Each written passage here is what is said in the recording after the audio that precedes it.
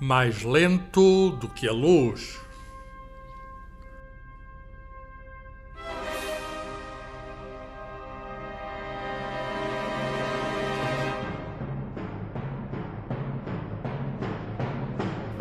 Uma conversa sobre ciência, o universo e tudo o resto, com David Marçal e Carlos Filhais.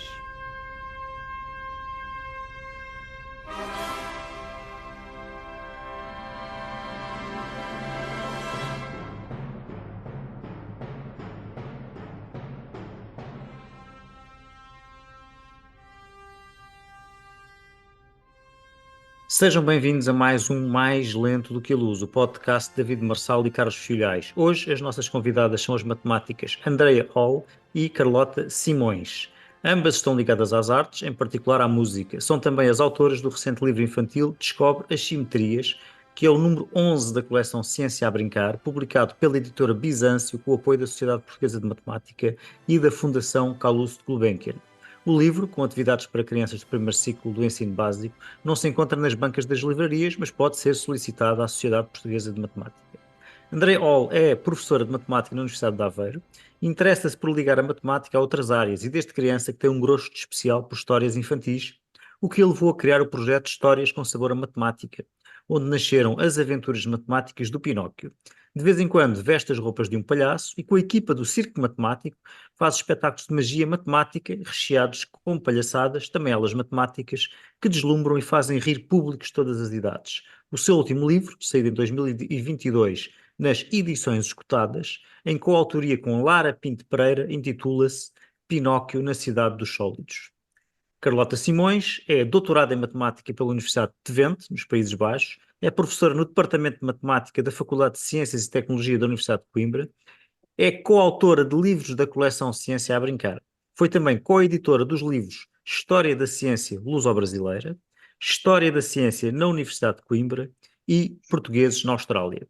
Foi diretora do Museu da Ciência da Universidade de Coimbra e dirige hoje a imprensa da Universidade de Coimbra. Olá, sejam bem-vindas. Boa tarde.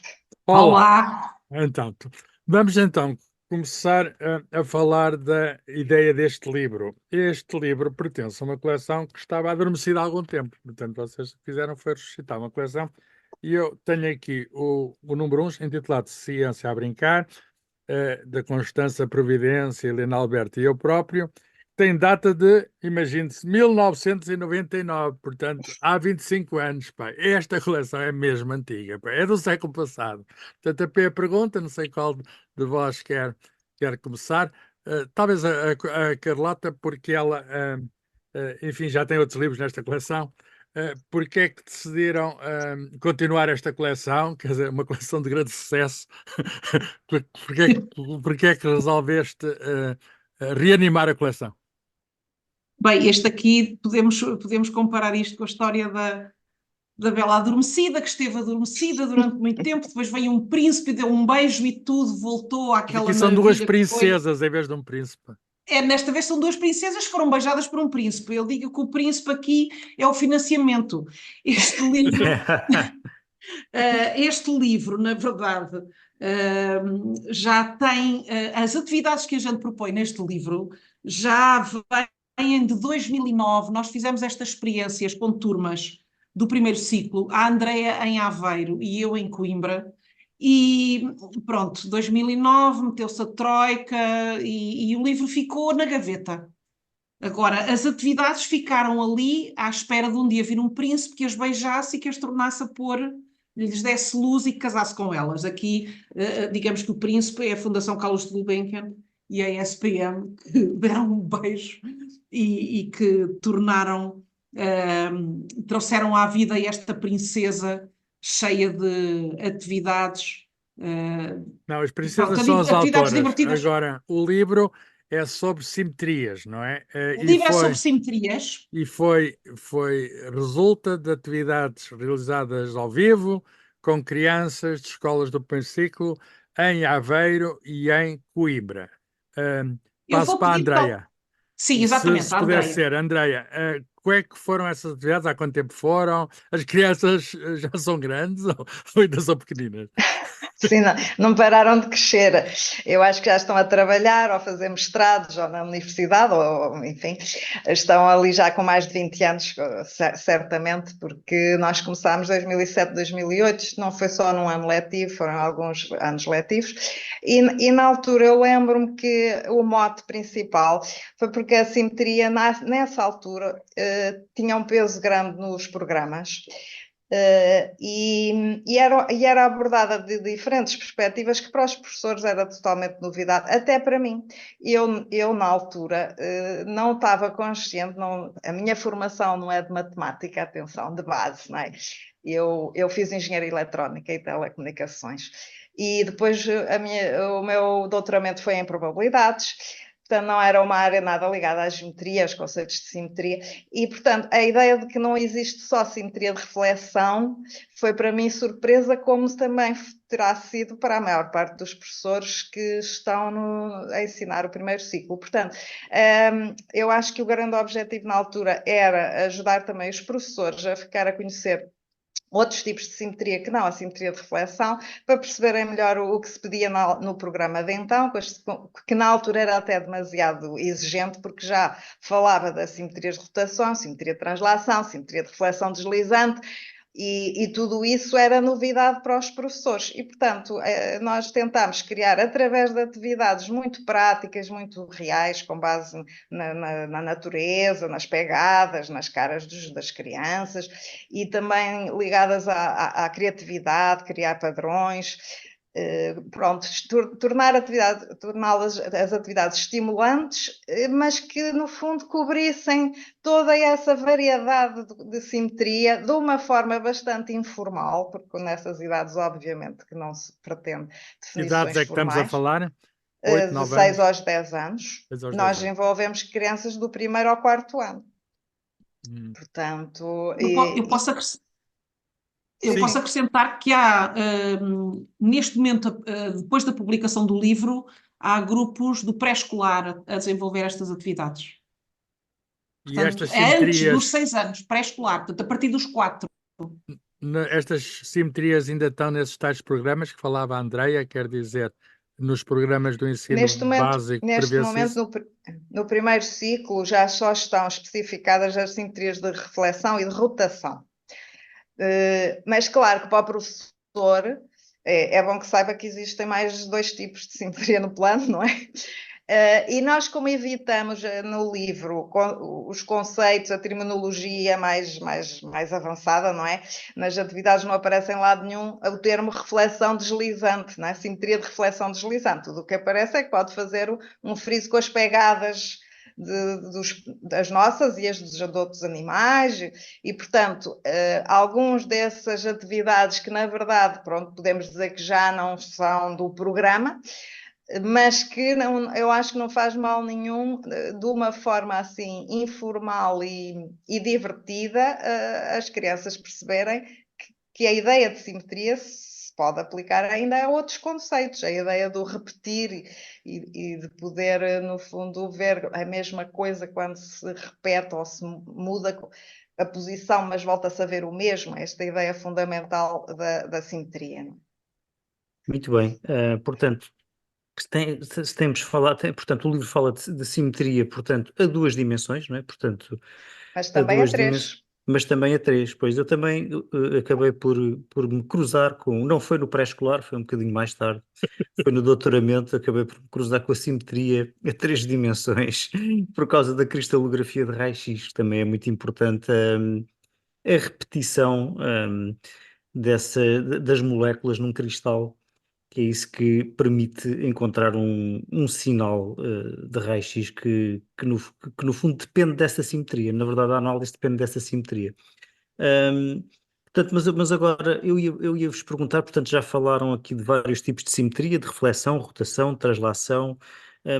Algum destes tipos de simetria se revelou mais popular para as crianças, talvez algum que não seja diretamente o da reflexão, que é algo que nós conseguimos mais facilmente identificar-nos?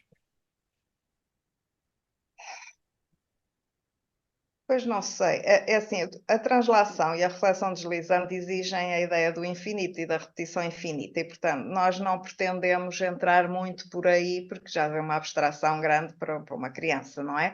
E por isso, eu não sei se a simetria de translação e de reflexão deslizante não ficam entendidas como um tipo bem definido, autónomo.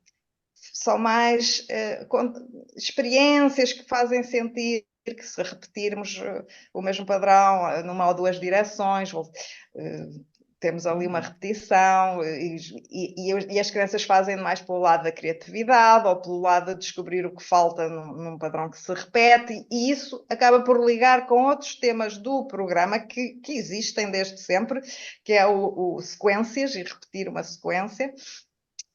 E portanto não está assim de uma forma muito clara que há 4 tipos de simetrias, são esta e esta, qual é que gostaste mais? Não é? Mas, A do pai ou da mãe? A simetria do pai ou a simetria da mãe?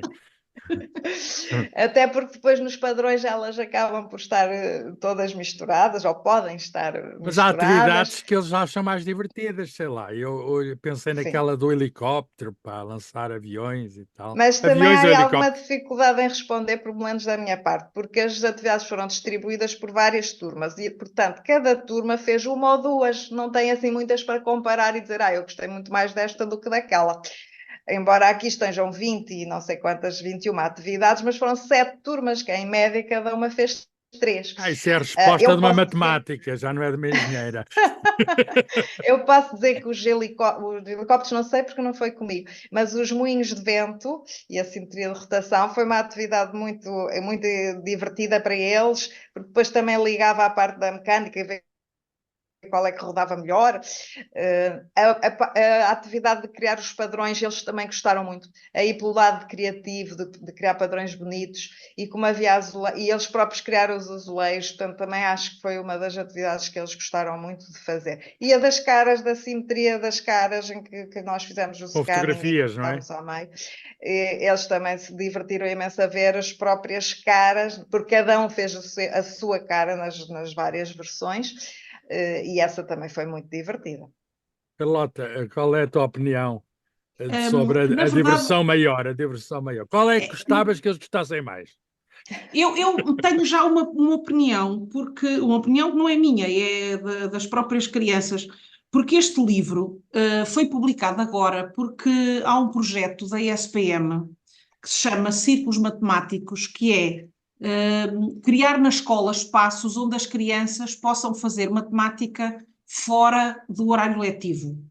E eu posso já dizer qual é que é a atividade que neste momento está a ter mais sucesso, daquilo que eu vejo, do que dizem as professoras que estão a desenvolver estas atividades na escola. E foi uma atividade que foi a Andreia que desenvolveu e que consiste em criar padrões em que o azulejo não é regular, mas tem uma forma livre, inspirada na técnica que Escher usava.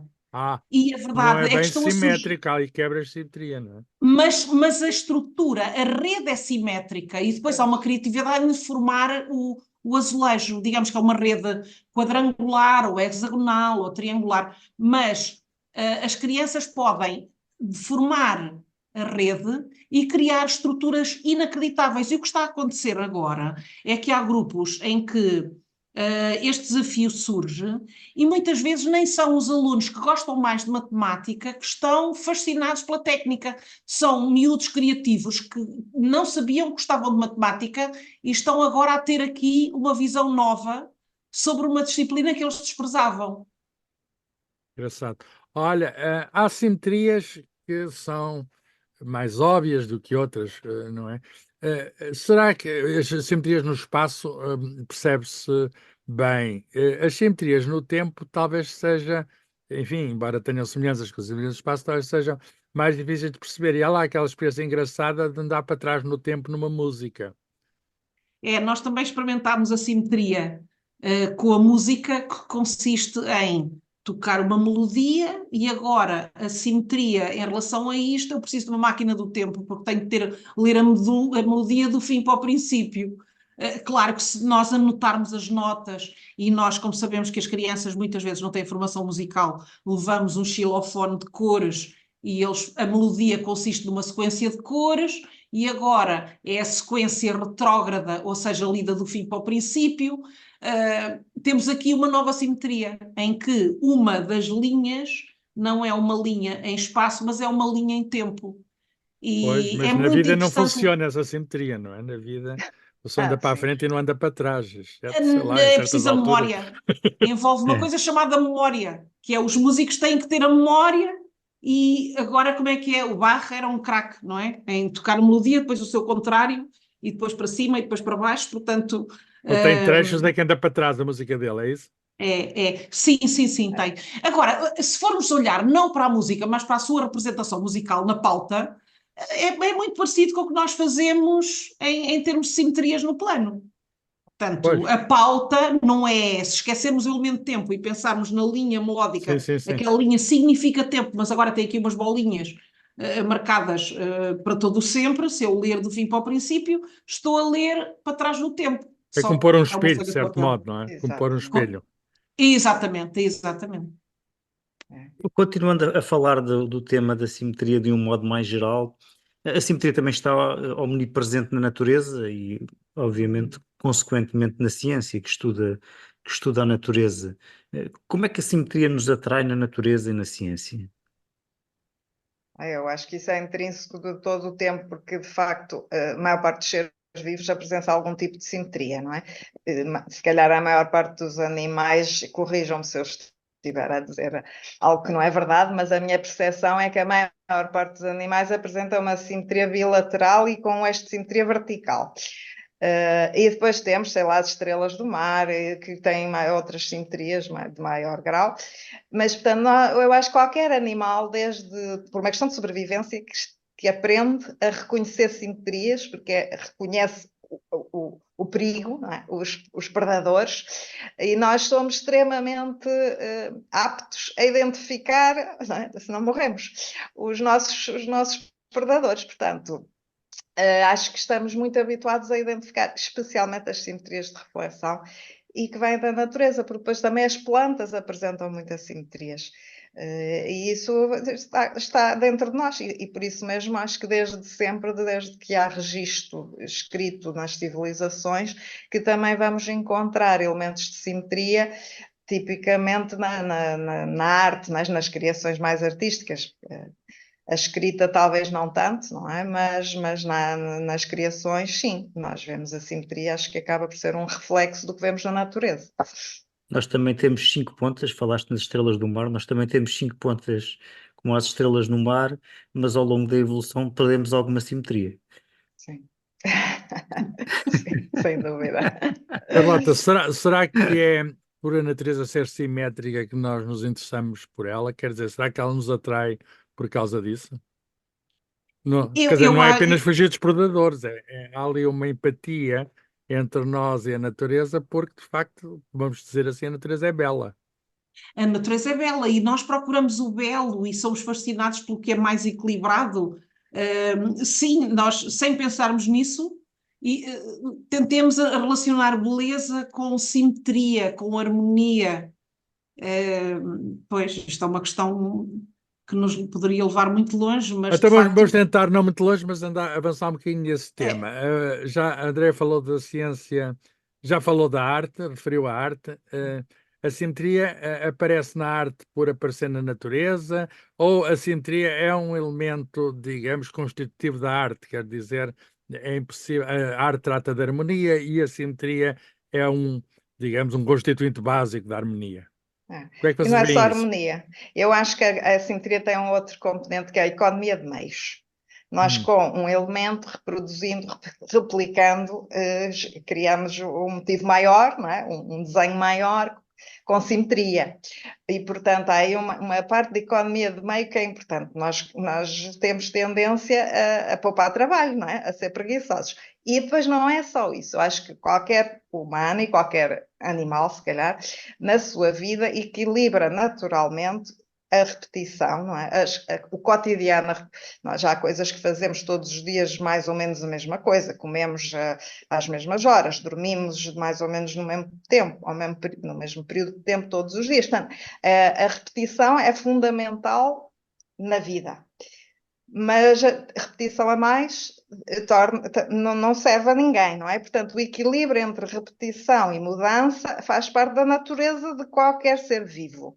E eu acho que a simetria e depois a quebra de simetria acaba por ser um reflexo disso na nossa capacidade de abstrair e de criar o que quer que seja, ciência, arte, etc. E, portanto, vamos refletir essa dualidade entre repetição e diferença, que está presente na vida de diferentes maneiras, acaba por também se traduzir na presença de simetria e de quebra de simetria na arte e noutros domínios humanos. Carlota, queres dizer alguma coisa? Por exemplo, nas artes visuais, a simetria tem de estar sempre presente. Temos a arte, digamos, figurativa, temos a arte abstrata, mas é raro não encontrarmos lá qualquer coisa que seja, enfim, que seja ou simétrico ou, evidentemente, falou-se da quebra de simetria. A certa altura, a simetria está presente porque está escondida, não é? E muitas Está presente porque vezes está quebrada, está presente porque está quebrada. exatamente, é a quebra de simetria e é o momento onde se põe a quebra de simetria é que é de gênio. E isto aparece, por exemplo, na música. Nós temos a música harmónica e, de repente, quando há uma nova corrente musical ou uma corrente na pintura, é quando há uma inovação qualquer e a inovação é uma quebra. Há ali uma quebra naquilo que se fazia e no tipo de rotinas, no tipo de simetria, no tipo de harmonia. A inovação normalmente é uma quebra de simetria, é uma quebra na maneira como antes se faziam as coisas. Mas eu também li uma frase que é interessante, que isto era a propósito da história da música. Quando um compositor chega, ou uma escola, chega e diz agora temos a ruptura, na verdade não há ruptura. Digamos que isto é uma cadeia e o que vem aí é um novo anel que se vai ligar à cadeia que estava antes. Digamos que é uma evolução e a ruptura não é ruptura nenhuma. Vamos criar uma nova argola que vai unir naquilo que já se fazia antes. E esta argola normalmente é uma nova maneira de olhar para a simetria ou a harmonia ou aquilo que era belo agora passa a ser belo de outra maneira. Digamos que é isto. E quando eu falo de arte, podemos estar a falar de arte pintura, arte música, até mesmo literatura. Quando um autor pensa que rompeu com o que está para trás, não. Ele criou um anel novo e agarrou só à cadeia que já lá estava antes. Olha, eu sou físico teórico e há um tipo de muito importante na física de partículas de simetrias são escondidas. No fundo, é a matemática. São estruturas matemáticas, no fundo, que nós associamos às partículas fundamentais. Por exemplo, os quarks, que são os constituintes dos prótons e neutrões, que são as partículas do núcleo atómico, no fundo, foram descobertas por uma questão de simetria, quer dizer, porque havia uma estrutura matemática e a certa altura até faltava um elemento e foi-se ver e a teoria matemática previa, e teoria de grupos, no caso, e estava lá, a natureza estava de acordo com a matemática. Portanto, há esta união íntima entre a natureza e a matemática, sendo a simetria, digamos, uma componente também essencial da matemática, que muitas vezes leva os físicos teóricos à descoberta do invisível. Já não estamos a falar de bichinhos que se vêem, nem planetas, nem de estrelas, mas nem galáxias, também têm estruturas, digamos, espirais, algumas muito interessantes, mas estamos a falar do mundo invisível. Não acham isto fascinante? Sem Eu dúvida. acho fantástico. Agora, E vem diz. outra vez naquela metáfora da cadeia. A gente diz que o Einstein corrompeu com o que está para trás. Não, ele criou um elo novo. Tudo o que o Einstein diz contém, como caso particular, o que Newton já disse antes, e assim sucessivamente. Portanto, quando pensamos que criamos uma ruptura, não estamos a criar ruptura, estamos a criar um berço maior para caber tudo o que já existia antes. Isto É interessante isso que dizes, porque de facto a teoria da relatividade de Einstein, 1905 primeiro e 1915 depois, tem também a ver com simetrias, quer dizer, havia certas transformações, não é? Algo que deixava invariante, digamos, as leis físicas, que funcionava para certas leis, não funcionava para outras. O que é que ele fez? Propôs transformações que fossem universais e por isso teve de mudar certas leis.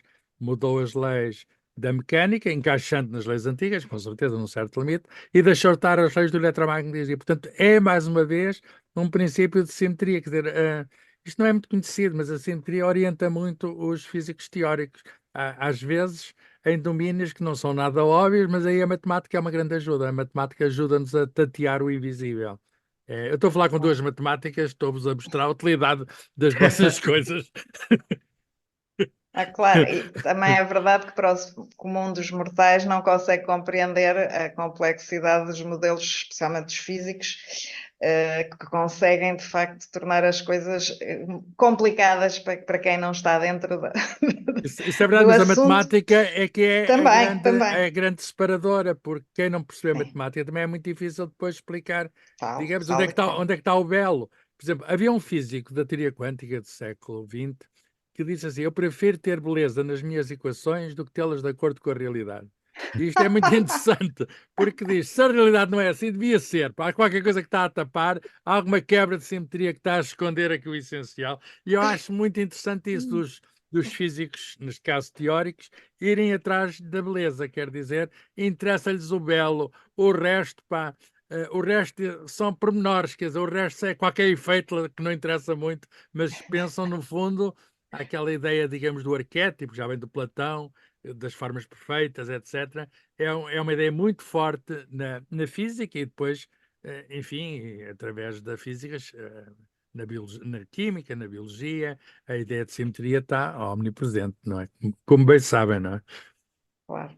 E eu acho que este livro, ao fim e ao cabo, para voltar um bocadinho aqui ao nível do livro, que está longe da física teórica, mas que no fundo prepara um pouco as crianças, futuros adultos do mundo, não é? Em particular aqui no nosso cantinho português, para pelo menos ficarem com alguma ideia do que é que pode existir ao nível da simetria e que para depois quando ouvem, por exemplo, um físico a falar ou de buracos negros ou disto ou daquilo e que fala porque não consegue deixar de falar de simetria quando tenta transmitir um pouco dos modelos físicos que explicam a realidade tal como hoje a conseguimos explicar. Aquela criança, quando for adulta, talvez consiga perceber melhor a linguagem do cientista e perceber melhor o mundo que a rodeia, se já tiver esta experiência prática com os vários tipos de simetria. E fazendo-o de uma forma criativa, aplicada, com materiais, e muito diversificada, melhor ainda, acho eu, porque hoje em dia na escola nós temos que ter atividades diversificadas, criativas, que liguem as várias áreas, porque, como nós sabemos, captar a atenção dos alunos é cada vez mais difícil. Eu sei, mas este livro, de algum modo, ajuda a aproximar a ciência da arte, que por vezes parece Tal e estar qual. separado. E, portanto, logo E as desde pequeninos, ciências entre juntam as duas si. coisas. E as ciências entre si, não é? Porque, olha, eu própria, por exemplo, eu não sabia nada sobre cristalografia e fui falar com a colega de geociência, com uma colega de geociências, ela é que me explicou como é que se classificavam e tal, e eu fiquei fascinada com a ideia de que bastava analisar as simetrias de rotação das estruturas para encontrar um sistema de classificação. E o sistema era suficientemente simples para poder ser usado por crianças de primeiro ciclo, portanto, pegando naquelas formas que de facto definem os vários tipos não sei como é, Cristais. cristais, os miúdos conseguiam eles próprios ver qual era o grau de rotação, quantos eixos, eu achei isso fascinante e acho que de facto criar ali umas ligações, neste caso com outra ciência, não é? Com a geociência, os cristais, mas que depois também vai ligar com a química, que também mexe com a estrutura da matéria, não é? E, portanto, é isso que eu gosto de fazer, é tentar encontrar ligações da matemática, porque há muito esta ideia da matemática ser uma ciência árida, abstrata, muito só no papel e lápis, ou agora com muitas ferramentas computacionais, sem dúvida, e muitos apps e sites para trabalhar a matemática, mas muitas das vezes muito agarrado ao currículo, não é? Ao resolver equações, simplificar expressões, etc. E aqui tentamos encontrar outro tipo de atividades. Outras ligações que também já temos vindo aqui a falar, já têm vindo a falar, são as ligações entre a música e a matemática, não é? E eu estava aqui a pensar, por exemplo, se é possível usar, ou se dentro destas ligações, por exemplo, a música pode ser útil para ensinar matemática ou vice-versa, para quem tenha mais jeito para matemática do que para música. Há um outro livro que faz parte desta coleção, que é Ciência a Brincar Descobre os Sons, que eu fiz com a Constança Providência, e a maior parte das atividades são com acústica e os instrumentos a vibrar e a ressonância e por aí fora. Mas há uma atividade que foi muito divertida e que foi dar às crianças a ideia de ritmo. E é uma atividade muito simples que consiste em usar palavras para associar ao ritmo. Por exemplo, se eu tiver um ritmo ternário, eu digo uma palavra. Então, dedo era para duas. Quando era uma valsa, digamos, de 3 tempos, era fígado, fígado, fígado. Olha, foi muito divertido. Fígado São lá, miúdos que não fígado têm cá. fígado cá. Então, o que tem piada é que eu coloquei a Sonata ao Luar de Beethoven para eles identificarem o ritmo e os meninos ficaram a ouvir e passado um bocadinho fígado, fígado, fígado. Ou seja, quando nós damos aquela ideia, agora vais olhar para isto e ver qual é que é o tempo forte e ver de que forma está distribuído o som nesta música. Os miúdos foi em 3 segundos. Toca o primeiro compasso e eles identificam imediatamente que é um ternário. Claro que eu não falei de ternário, eu falei de fígado. E com fígado. Foi super simples, eles começaram todos a cantar fígado, fígado. Portanto, lá está. A música é preciso cuidado para não assustarmos também, não estragarmos a atenção. Levar o som sem demasiada informação por trás. O som é uma coisa inata que entra pelo corpo e que se sente. Podemos usar com cuidado. Esta funcionou bem. Esta atividade dos sininhos e da retrógrada também funcionou bem associando com cores, mas depois nós podemos avançar para um segundo ciclo ou um terceiro ciclo e avançarmos com coisas mais complicadas. Sempre com cuidado, porque às vezes a música pode atrair, mas se formos com demasiada informação, podemos estragar tudo o que estamos a fazer. Não sei, Vai Andréia, se trair quiseres. em vez de atrair, é uma chatice. É, exatamente. Olha, ó Carlota, tens um curso superior de piano, não é? E portanto foste para a Não, a Andréia é que tem o curso superior, eu só Ah, tenho o curso é? geral. Eu tenho o Curso curso geral e geral. Alessandra. Então vou fazer hoje a pergunta às duas. Têm as duas em comum, então, a paixão pela música, pelo piano em particular, seja geral, seja superior, e têm também pela matemática. Foram para a música por causa da matemática ou foram para a matemática por causa da música? Nem uma coisa nem outra. Eu sempre gostei das duas. Eu também andei ali com as duas assim um bocadinho, e depois posso dedicar mais um tempo a uma do que à outra, digamos, que andaram a par. Eu Então ainda qual fui é qual professora. é a ligação íntima que encontram entre música e matemática? Para acabarmos, assim em grande. Pela minha parte, eu sei exatamente, para mim foi na história da música, e esta história da forma como a música evolui, a história da música, evolui exatamente como a sequência dos harmónicos que é estudada em física.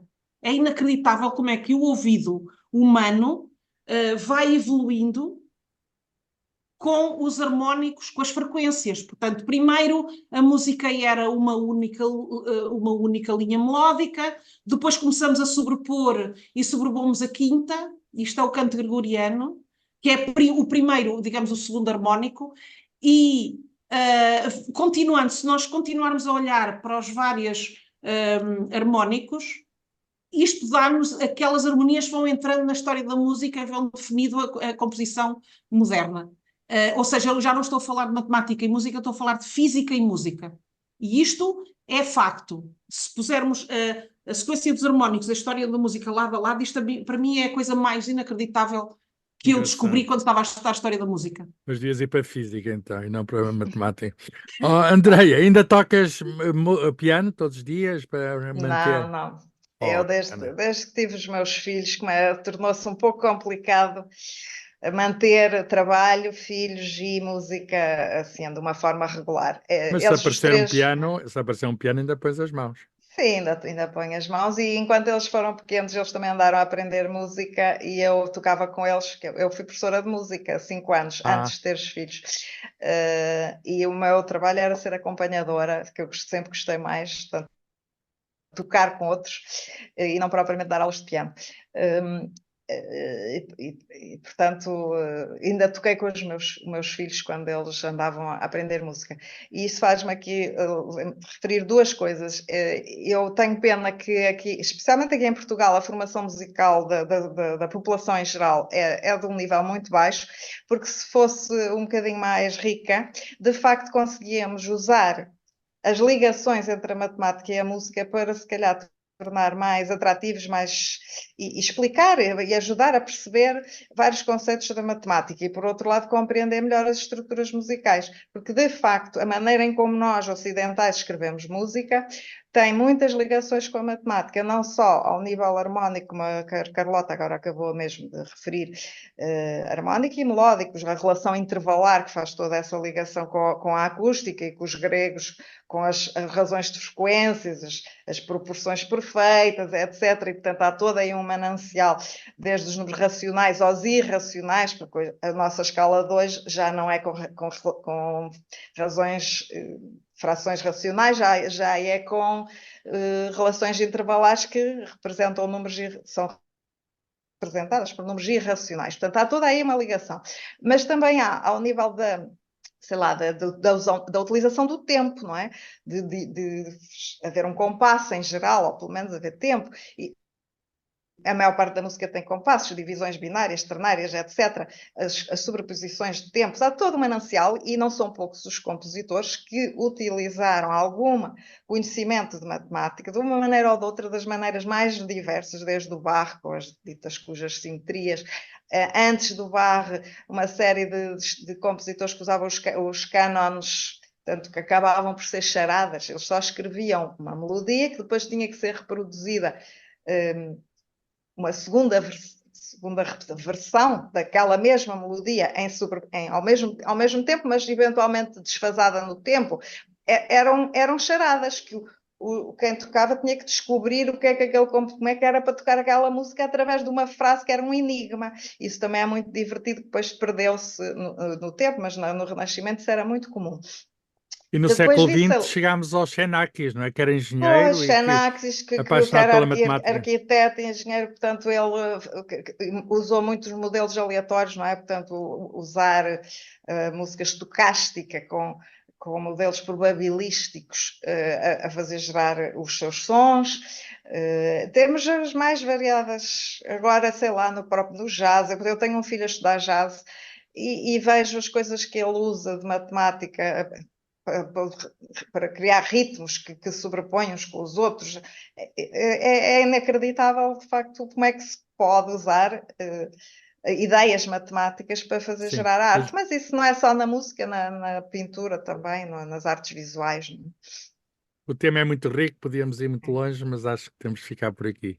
David, Muito obrigado pela vossa participação, por terem vindo ao Mais Lento do que a Luz, e até ao próximo episódio do Mais Lento do que a Luz. Obrigada a Deus. nós. Obrigada.